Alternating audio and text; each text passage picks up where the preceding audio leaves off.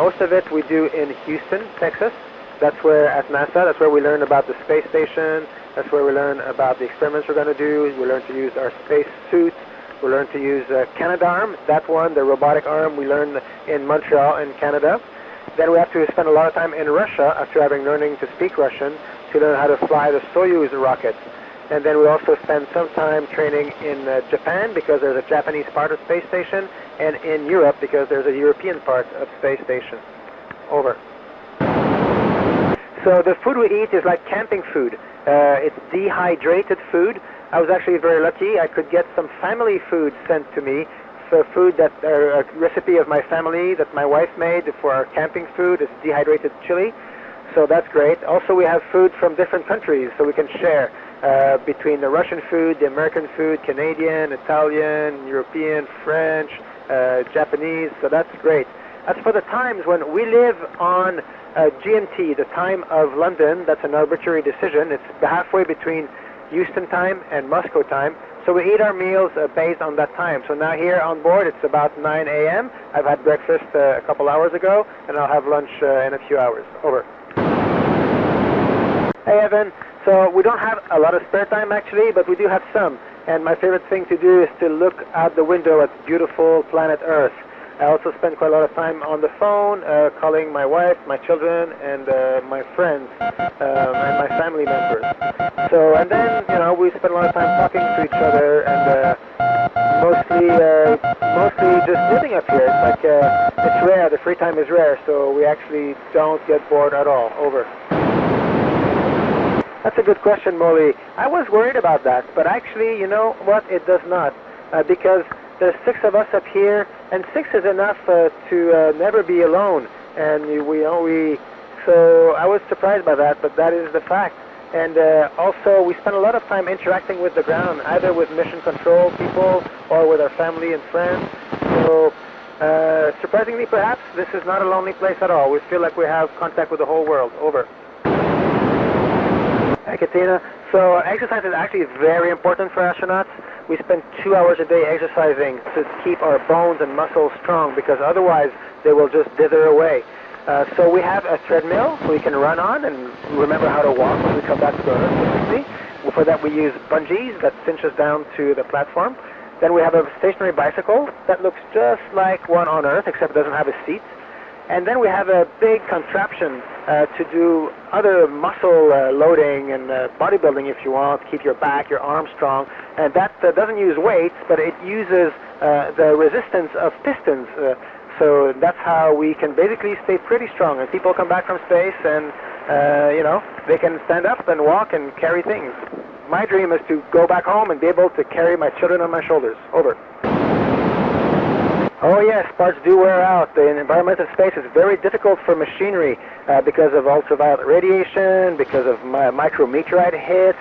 So some of the elements of station are almost 20 years old, and so a lot of the parts have had to be changed over time. Batteries, pumps, machinery, especially everything that is outside the space station. But even things inside, like parts of the life support system, they wear out and they have to be changed. So we're constantly maintaining the station and constantly maintaining the machine that keeps us alive up here. Over. Hey, Amelia. So actually the station basically is a research laboratory. So our main job here is to conduct scientific research on behalf of scientists from around the world. A lot of the research is in the field of medicine, for example, or biological sciences, because the environment of space is basically very bad for human beings, and the ways in which it affects astronauts really resemble disease that we have on Earth. So by helping astronauts stay fit and strong and cure their disease, we can very quickly develop cures for disease that affect everybody on Earth. Over. Hey, Carlos. So space worms are very interesting kind of theoretical beasts that come from very modern physics. I have never seen one. I guess if we could master the power of worms, we could master, you know, space-time travel. That's been the subject of many, many science fiction movies and books. But who knows? Sometimes science fiction is just a precursor of reality. Over. Hey, Lawson. Well, at the speed that we go, we're going about 8 kilometers every second. It takes us an hour and a half to go around the world. So that means that 16 times a day we see the sunrise and we see the sunset. So when I look out the window right now, I'm somewhere over Europe, and in about half an hour I'll be over Australia, and in about an hour and a half I'll be back almost over the same spot, except the Earth will have rotated in an hour and a half. So we scan over the planet like that, day in, day out. Over. Hey, Carol. No, that's not been on our research task, but I've read the news and I've seen those amazing photos of the black hole, and we know that there's a giant one in the center of our galaxy. We know black holes are probably very, very important to the formation of the universe and of the galaxies as we know them. So I'm looking forward to knowing more about all that when I come back. Over.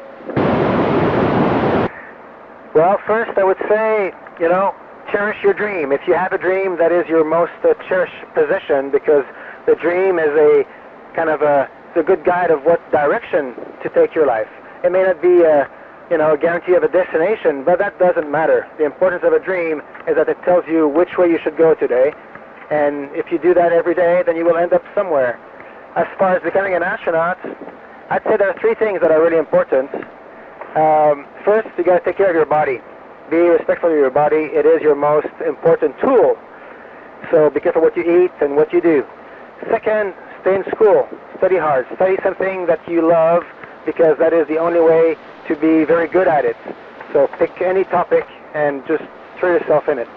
And third, maybe most important, it's important even as a young person to start practicing taking responsibility and having the character to be trustworthy.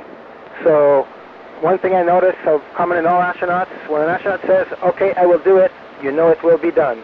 So become trustworthy, become someone that we can give to, responsible for their actions. That may be the most important. And these 3 things are important for everybody, of course, not just astronauts. Take care of your body, pursue a career that you love, and become a responsible person. Lydia Q1SLD Lima Delta, 4 in the blind, thanks for the question.